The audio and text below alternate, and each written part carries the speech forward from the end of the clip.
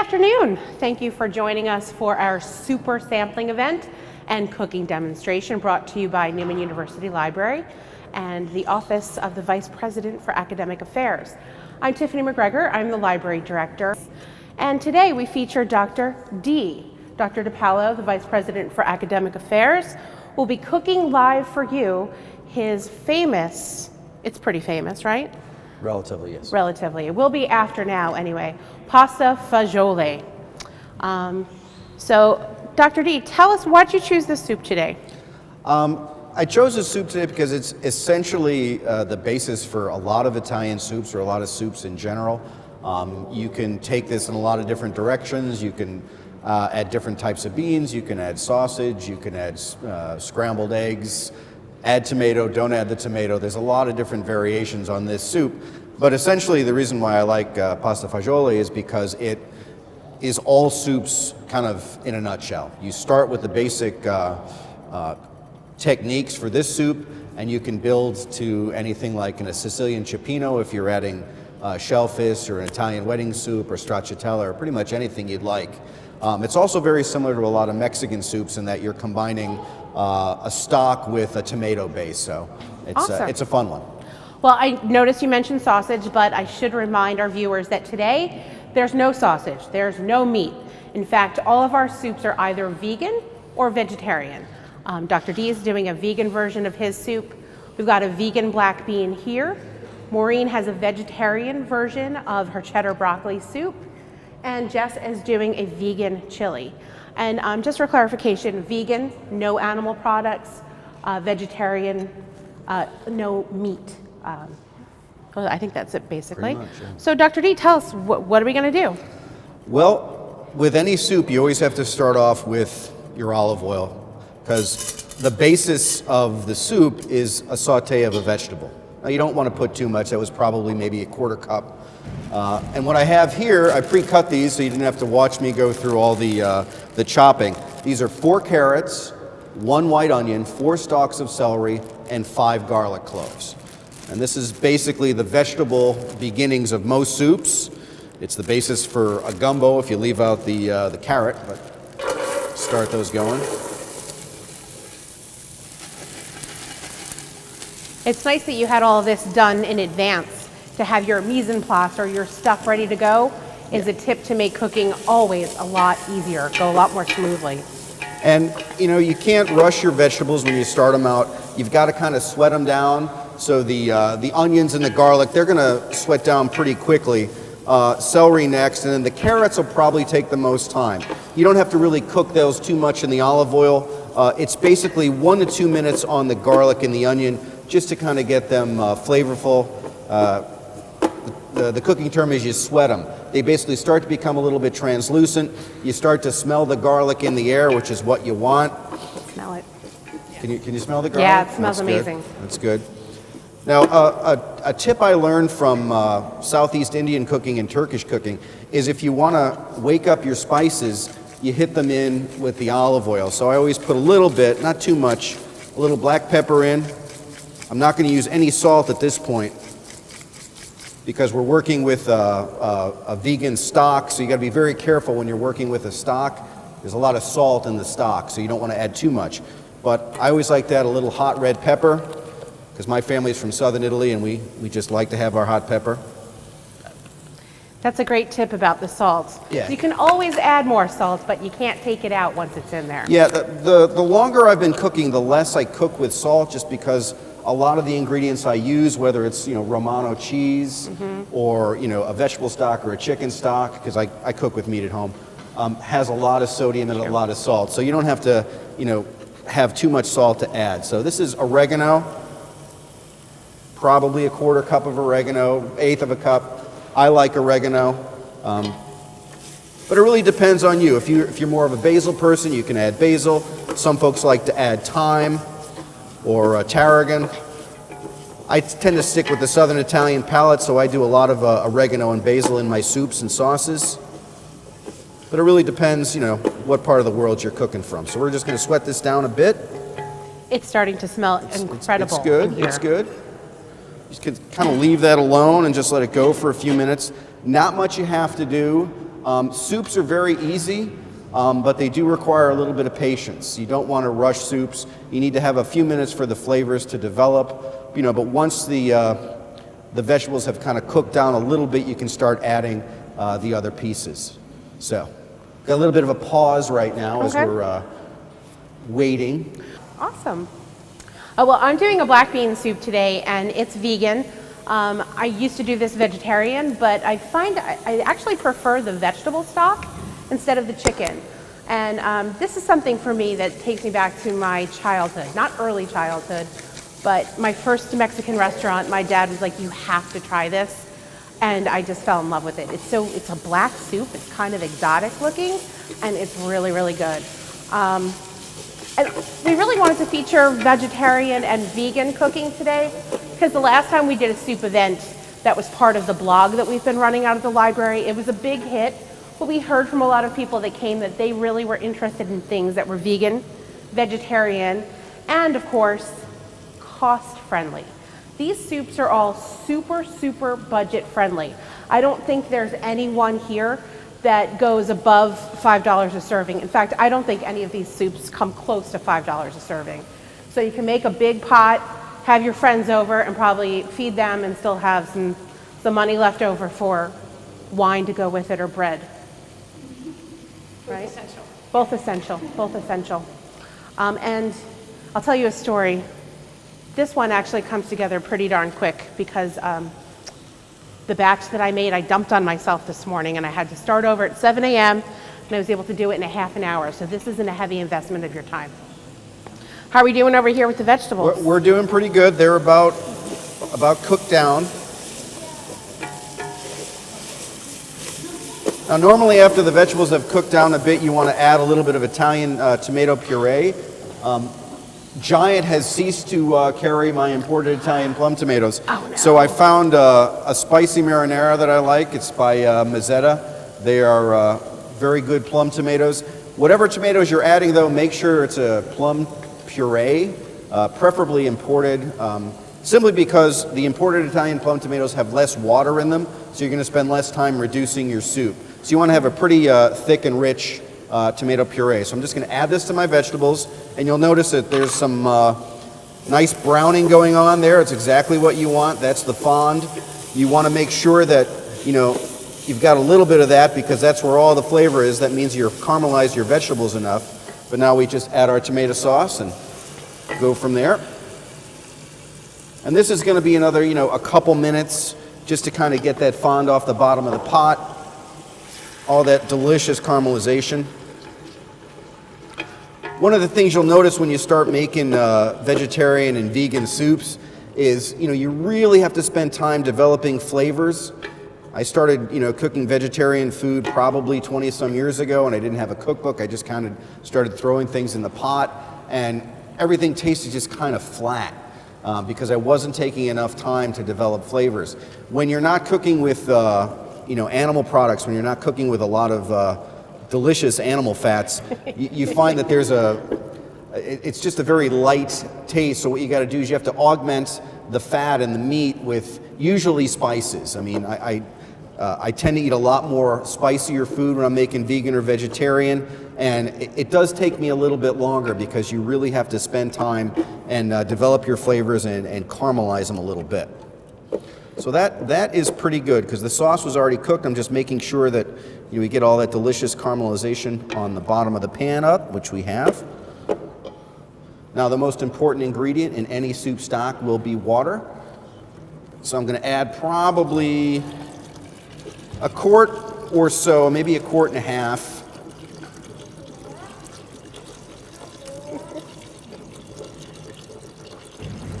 And you can turn up your pot at that point because once you've got the vegetables sauteed, once you've got everything caramelized, you can let the pot go.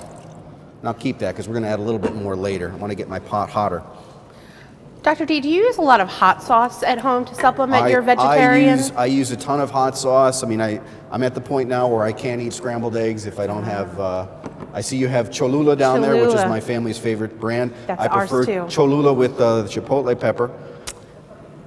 Now here's a trick for those of you trying to do vegan and vegetarian cuisines at home. Normally if you're making pasta fagioli, you'll get your Great Northern white beans or cannellini beans, and you'll drain them, you'll rinse them. But when you're making vegan and vegetarian soup, you don't want to waste that delicious bean water, because that adds a lot of kind of body and a lot of vitamins actually. So you keep your bean water, don't throw that away. You can use either cannellini beans, Great Northern white beans, pretty much any bean, any small bean, but you want to keep the beans small because they got to marry with the pasta that you're using. So I'm going to add 2 cans of cannellini beans. With lots of delicious bean water. Lots I like that. of wonderful bean water. Now, if you really want to go old school, you can actually buy the dried beans, boil them, soak them overnight, and then simmer them the next day. I use canned beans, just because I don't have 48 hours to spend on making a soup. And I've done the beans from scratch. I've done dried beans. I've done chickpeas and kidney beans, and they're not that much different than buying them in a can. So save yourself, 24 hours. Just buy a can of beans. That's a good tip. I think sometimes when you're learning to cook, you want to, be adventurous and do all those extra steps. And as you become more familiar, you find out the shortcuts that you can take that don't really make a big difference. And I agree with you, Dr. D. Beans, that's a good shortcut to take. Now, everybody that cooks, that cooks well, tastes everything they're making. So, and I have plenty of disposable soup, so I'm not double dipping. I'm just checking to see how everything tastes before I start adding the stock mix. All right, that's pretty good, but clearly you need to add a little bit of vegetable stock. What I'm using here, this is called Better Than Bouillon. This is a vegan stock. You can buy the canisters of pre-made vegetable stock if you want. This tends to be a little more economical. I went shopping with my son last night at Giant to get the ingredients for this. If we bought vegetable stock for this, it would have been about $8. This is about $4.35. So, and you get a little more mileage out of this too. So I'm just going to add a couple heaping tablespoons of this. And this is basically where a lot of your salt's coming from in your soup. So again, even though I have my kosher salt over there, I'm not going to be adding too much. Maybe at the end. So this, just a couple tablespoons of this, because I've got so much water in there. We've got to bring this up to pretty much a close to a boil, if not a high simmer. Okay. I'm a big fan of those Better Than Bouillon stocks. I usually keep the vegetable, a chicken, and a beef in the fridge. And that really is a good way to save money and space, because if you've seen those canisters of stock, they're about this big, and this a lot smaller, taking up a lot less space in your fridge. And be honest, most of the stocks that you buy in the store, they're 90-some% water anyway.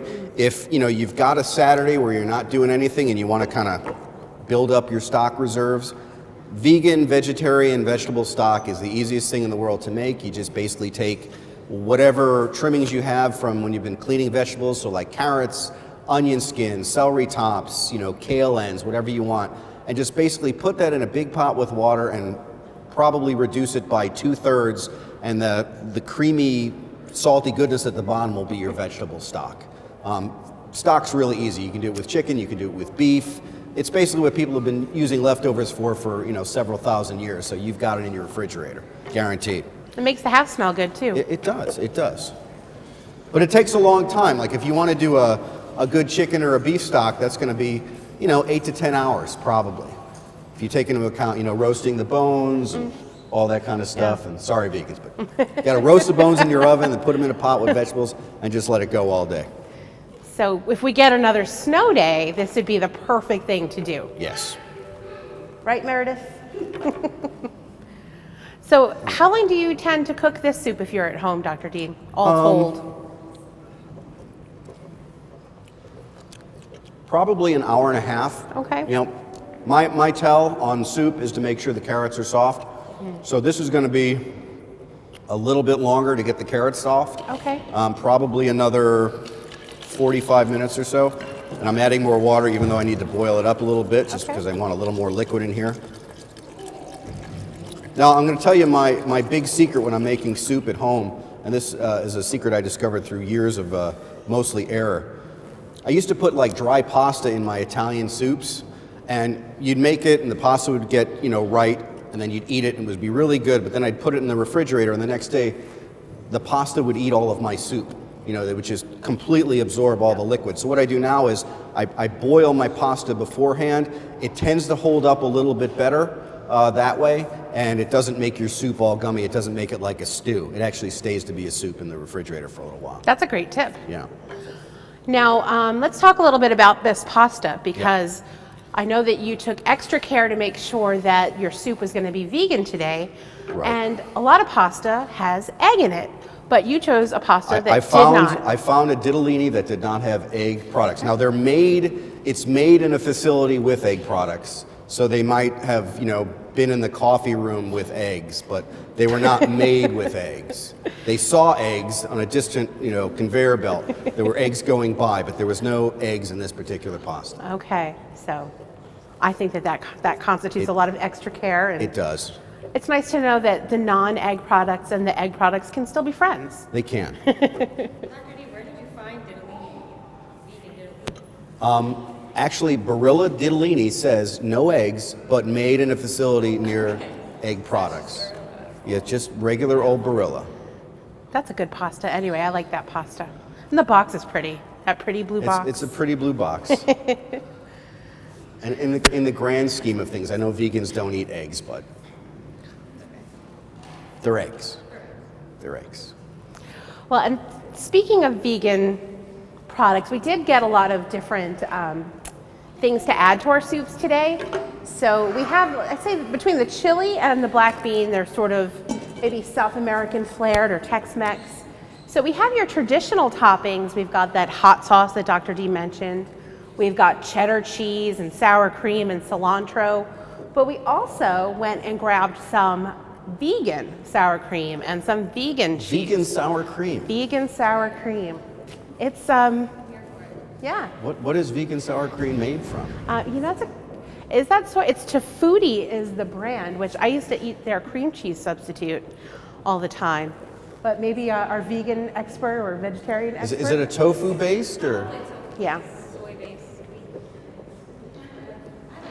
I have a tip for cooking chili. For a chili tip, lay it on us, Jess.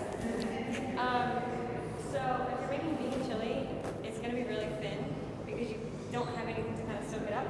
So you have to cook it for a long time. So I cooked this yesterday for 4 hours, which is kind of a long time for chili, but it doesn't thicken. So you have to give it time to thicken. Are you also a big fan of the bean juice to add some I thickness? used a little bit of it, not as much as you, but I did use some bean juice to kind of keep the thick consistency because it's too thin, it's glittery. So. Well, and if anyone, while we're how much time do we have till the next step? We're just waiting for a boil here. We are, but we could add some other stuff to this and just let it go. Well, that's chef's choice. But anyone else who might want to sample some of the other soups that we have, you're more than welcome to come up and dig in. We've got the vegan chili, vegetarian cheddar and broccoli, and black bean that's also vegan. So we're adding some spinach. We're adding some raw spinach, which again, so don't worry if your soup looks a little thin. When you add like spinach, it gives off some water. It's going to thin it out a little bit. Spinach works really well in pasta fagioli or minestrone soups. Kale also works really good. Kale tends to hold up a little bit better than spinach. Yeah, that's a rough leaf. I love those leafy greens in soups, like Yeah, chard and you spinach. really need to add like spinach or kale or Swiss chard, either red or white, just to give it another. You need a sweet note in here because again, you're not cooking with any meat. So there's none of that, nice kind of savory Italian sausage or roast chicken flavor. So you need to have a little bit of like spinach or kale or something sweet in there. Okay. Lots of nutrients too. Yeah. So what other soups do you like to make at home? I make a lot of soups because my family likes soup. I'll make chicken tortilla soup for my wife because my wife's from Mexico. We'll make Italian fish chowder, cioppino, which is essentially basically what we're doing here with a lot of seafood. Cool. Cheddar broccoli, baked potato soup with bacon. Chicken noodles, a big hit around our house. We make a lot of that. Especially this time of year, I bet. Yep, and we make a lot of chilies, either the red chili or the white chili, or Italian, like the Italian white bean and sausage soup. Make that a lot. I've yet to find a good vegan Italian sausage. Yeah, the search is on. They just taste like variations of longer pencil erasers than the next ones. So. Yeah, that's when it comes to the sausage products. We do a lot of turkey and chicken because I think they've had some time to really get those to a good place. But for vegan, I just haven't found a great one yet. No. The texture is a little off. Although I have found vegan bacon that's not bad. Oh yeah? And I've made some for Jess. It's in Giant. Okay. It's in the vegan aisle. There's like it's tempeh. It's bacon flavored tempeh. Okay. Not bad. All right. Not bad. My wife Not hates bad. it. She absolutely hates it, but I don't mind it all that much. So that's the official not bad from Dr. It's not bad. DiPaolo It's on not tempeh bacon, but it's not bad. It's not bacon, but it's not bad. No. That sounds like that could be a good T-shirt or maybe an apron for our next time we do a cooking segment. Don't fry, right? What? That was our thing, don't fry. No, you can fry it, but you just don't want to over fry it. A little bit of like canola oil in the pan. It's not bad. It's not bad. It's not bad. You know that commercial that's playing right now with like the tattoo artist, and he says this is going to be okay. It's a kind of similar endorsement there. It's not bad. It's not bad. I like it because I make a lot of like breakfast sandwiches, and I don't like to eat a lot of Okay. bacon and ham and that kind of stuff. So That's good. Better for the arteries. Another thing we have going on today that we didn't talk about is that the library has a food blog, and the link to it's right on our webpage. So we're going to have all the recipes for these soups posted on there. Some of them are already there. Some of them are forthcoming. But you'll be able to shop and make these things for yourself at home. And I mean, we do it once a week. We probably make a soup and a chili because that makes meals for the rest of the week you don't even have to think about it. It's just done, and it's still delicious. yeah, I'm only allowed to make one soup a week, and then only when it's cold, or else my children start to revolt. They tell me when no more soup. Is it like the groundhog? Like there's a certain point in the pretty year where much. there's no more soup Pretty allowed? much. I get that. When it's June and it's like 80 degrees outside, you don't want a steaming bowl of chowder. But then you can move on to gazpacho. Maybe we can do cold soups. Do you like Vichyssoise. gazpacho? It's not my It's one of my favorite. least favorite soups ever. I like vichyssoise though, which is like a cold potato and leek It's not soup. bad. What do you like, Meredith? Anything mom's given, right? Oh, it looks like she likes cheddar broccoli soup. Thumbs up? That's good? Thank you. Yeah. Awesome. Is yours ready? I'm waiting for a slow simmer. We're almost there. I need to wilt those spinach greens a little bit, and then we'll be ready to add the pasta, and you're pretty much done. And it is a little different cooking soup on a hot plate versus... It is. Yeah. Do you cook with gas at home? No, believe it or not, I am a big fan of the electric cooktop. Flat. Flat top. Because That's nice. I like to clean things, and you can get that perfectly clean. Yes, I have a gas range, and the cleaning is a challenge. No. A challenge. My son wants me to buy like a chef stove with like all the 8 burners and 100 different pieces on the top. Not into it. I have family that have that in their house, and they have this big stove, and it's beautiful, and it looks like a chef's dream. And my aunt uses the 1 burner because that's all she has to clean then. Okay, I'm going to add a little bit of the pasta. We probably don't need all this pasta. I made more than I need, but that's an Italian thing. You always make twice as much pasta than you need. And this is our vegan-friendly ditalini. Vegan-friendly ditalini. Whatever.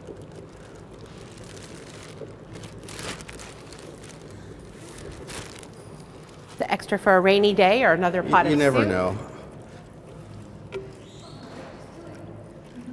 I could probably put the rest of the pasta in there. You know what? Why not? So I'm too short. I can't where's it even gonna see go? into your pot.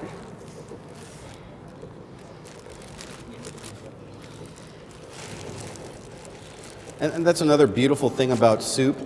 Pretty much, if you've got stuff in your larder, if you've got stuff in your kitchen, there's a soup that can be made out of that stuff. All right. So what was your last step there, Dr. D? I added in the the pre-cooked ditalini pasta. Okay. So just kind of bring that up slowly to get it to temperature of the soup. And that's pretty much it. That's pretty much the end of the soup because the vegetables are all softened now. The carrots are good. The spinach is wilted in, and the beans are perfect temperature. So we're ready to eat. That was pretty quick. Yeah. All right, well, thank you so much. I think it's time for us all to eat. Check out the library website to find this recipe and more on the Lib Eats blog. All right, thank you. Manja.